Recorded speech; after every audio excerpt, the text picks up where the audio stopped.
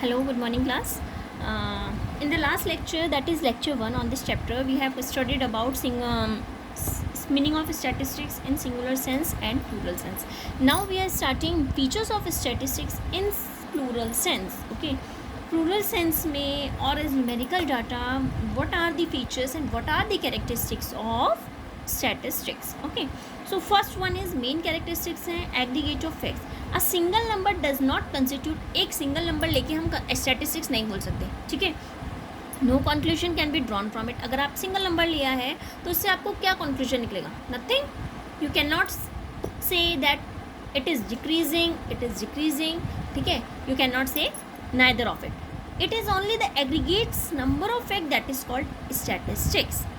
Statistics as the same can be compared, and there are 1000. जैसे suppose I am explaining you one example. If it is stated that there are 1000 students in our school, मैं अगर बोलती हूँ हमारे school में 1000 students हैं, then it has no statistical significance. But if it is stated that there are 300 students in arts faculty, 400 in commerce faculty and 300 in science, अगर मैं total students की बात कर रही हूँ कि ठीक है 1000 students हैं, क्या करना है उनका? We don't know about it. But if we say that हमारे इतने स्टूडेंट्स जो है इन डिपार्टमेंट्स में हैं, so it makes statistical sense as the data conveys statistical information. क्यों? क्योंकि इससे हमें ये पता है कि बच्चे कितने स्कूल में 1000 है, लेकिन इससे कोई स्टैटिस्टिकल डाटा आपको मिला नहीं मिला. अगर हम लोग बात कर रहे हैं कि इतने बच्चे हमारे कॉमर्स में हैं, इतने आर्ट्स में हैं, ठीक है, तो इससे क्या हो रहा है? हमें स्टैटिस्टिकल सेंस मिल रहा है, ठीक है. So similarly if it is stated that population of India is 121 crore और that the value of total exports from India is ₹11,66,439 crore, then these aggregate of facts will be termed as statistics. It can be therefore be concluded all statistics are expressed in numbers, but all numbers are not a statistic. हम ये कह सकते हैं कि जितने भी statistics हैं उसको हम नंबर्स में एक्सप्रेस कर सकते हैं, लेकिन सारे नंबर्स को स्टैटिस्टिक्स में एक्सप्रेस नहीं कर सकते, ठीक है. Second one is numerically expressed. Numerically express means statistics are expressed in terms of numbers. हम लोग जो है स्टैटिस्टिक्स को नंबर्स के टर्म्स में एक्सप्रेस कर सकते हैं. क्वालिटेटिव एस्पेक्ट जैसे स्मॉल या बिग, रिच या पुअर, जो क्वालिटेटिव उसमें अगर हम बात करते हैं कि रिच है या पुअर है, छोटा है या बड़ा है, इनको स्टैटिस्टिक्स नहीं कहेंगे, ठीक है. For instance to say Irfan Pathan is tall and Sachin is short as no. अगर मैं बात कर रही हूँ कि ठीक है इरफान पठान टॉल है लेकिन सचिन शॉर्ट है, तो इससे कोई स्टैटिस्टिकल सेंस नहीं बना है, क्योंकि स्टैटिस्टिकल बेसिकली न्यूमेरिकल बेस होता है, ठीक है. However, if it is stated that height of Irfan Pathan is 6 feet and 2 inches and that of Sachin is 5 foot 4 inches, then these numericals will be called as statistics, ठीक है. So is it clear now कि statistics जो है numerically express होता है. Next one is affected by multiplicity of causes. Statistics are not affected by any single factor. Statistics सिर्फ एक factor से अफेक्ट नहीं होता है, but are influence by many factors. Had they been affected by one factor alone, then by removing that factor they would lose all their significance. For instance मैंने बोला 30% rise in prices may have been due to several causes like reduction in supply, increase in demand and shortage of power, rise in wages, rise in taxes, etc. Okay. Next one is reasonable accuracy. Reasonable accuracy यानी कि degree of accuracy must be kept in view while collecting. हमें एक reasonable degree जो है accuracy की mind में रखनी चाहिए होती है जब हम लोग स्टैटिस्टिकल डाटा को कलेक्ट करते हैं. This accuracy depends on the purpose of investigation. ये जो एक्यूरेसी होता है किस पे डिपेंड करता है कि हमारा पर्पस क्या है इन्वेस्टिगेशन का, हम क्यों इन्वेस्टिगेशन कर रहे हैं, what is the purpose of that investigation, what is the size of that investigation and what are the available resources. Okay, so these are the 4 features. Now next one is placed in relation to each other. Placed in relation to each other, that is such numericals alone will be called statistics as are mutually related and so comparable unless they have the quality of comparison. They cannot be called statistics. Okay, now next one is, these are the 5 features. There are more some features, but I am explaining about only 5 features. Okay, next one is statistics, a singular noun. We have studied about it. Next one is stages of statistical tools. What are the stages of? There are 5 stages of statistical tools. Statistical tools, each stage of a statistical study involves the use of certain standard techniques, जिनको methods बोलते हैं. These techniques और methods are called statistical tool. ये जो methods होते हैं, ये जो वो होती हैं हमारी स्टडी करने की जो टेक्निक्स हैं, इन्हीं को स्टैटिस्टिकल टूल्स बोलते हैं. तो सबसे जब हम स्टैटिस्टिक्स मेथड जब करते हैं स्टैटिस्टिक्स का, फर्स्ट क्या करते हैं, कलेक्ट करते हैं data. So first one is collection of data. After this, ठीक है, हमने कलेक्ट किया डाटा. अब उसके बाद हमने ऑर्गेनाइज किया. ऑर्गेनाइज करने के बाद हमने क्या किया, प्रेजेंटेशन की. प्रेजेंटेशन के बाद एनालिसिस की. एनालिसिस के बाद इंटरप्रेट की. Okay, so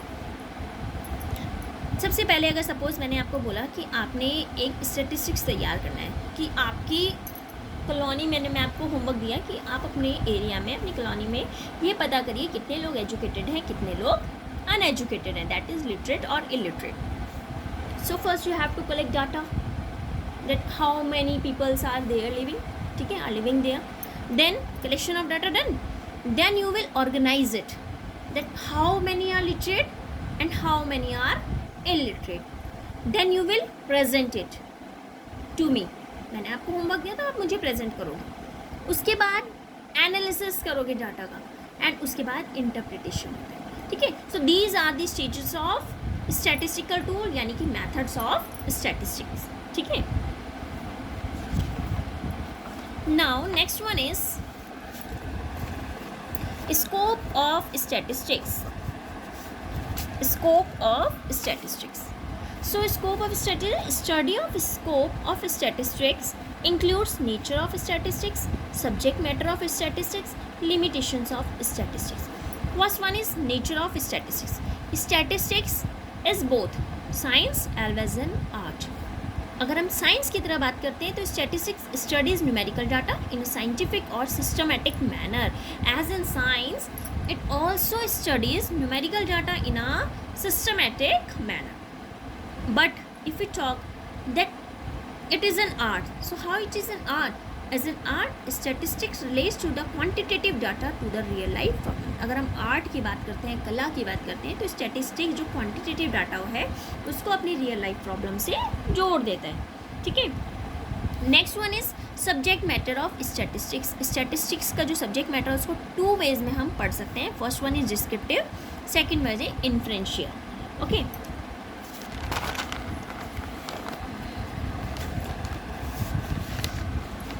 so descriptive, it refers to those methods which are used for the collection, presentation as well as analysis of data. These methods relate to such estimations as measurement of average, mean, median, mode, mean deviation, standard deviation. But in inferential, it refers to all such methods by which conclusions are drawn relating to the universe or population on the basis of a given sample. Next one is limitations of statistics. Limitations क्या है statistics की? First है, एक तो ये numerical facts पढ़ता है. ठीक है, स्टैटिस्टिक्स जो है स्टडी करते हैं ओनली सच फैक्ट जिनको हम न्यूमेरिकली फ्रम्स में शो करते हैं. It does not study qualitative phenomena, इसको नहीं पढ़ता. जैसे ऑनेस्टी, फ्रेंडशिप, इन तरह की उसको नहीं पढ़ता. अगर न्यूमेरिकल फॉर्म में then it can study, otherwise it will not accept. Next one is study of aggregates only. Statistics क्या करता है? स्टडी करता है सिर्फ aggregates of quantitative facts. It does not study statistical facts relating to any. अगर हम एक particular unit की बात करते हैं तो इसको एक्सेप्ट नहीं करता. हमने फीचर्स में भी ये पढ़ लिया.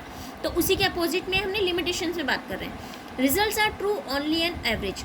Most statistical average findings are true only as average. They express only the broad tendencies. Without reference results में प्रूव टू बी रॉन्ग. अगर हम अंडरस्टैंड करते हैं कंक्लूजन को precisely, it is necessary that the circumstance और जो conditions होती हैं इन कंक्लूजन्स के अंदर have been drawn on also studies, otherwise they may prove to be wrong. Next one is can be use only by experts. Statistics can be use only by those persons who have special knowledge of statistical methods. Then importance of statistics. First one is quantitative expression of economic problem. Consider any economic problem, be it the problem of unemployment.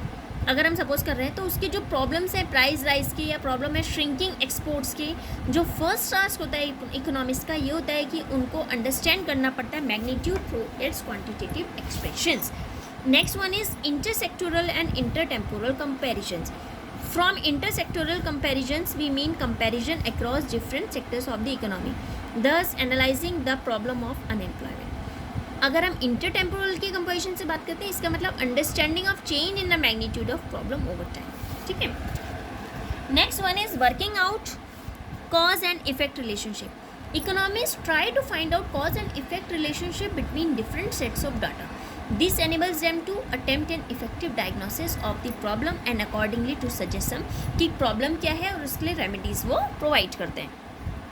Next one, economic forecasting. Economists do forecasting through statistical studies. By the terms forecasting means to assess and ascertain the future course of certain events which are of economic significance. So now this is the last topic in this chapter. So this chapter is finished. Now we will start our new chapter in the next lecture, that is collection of data. You have to make these notes in your fair book.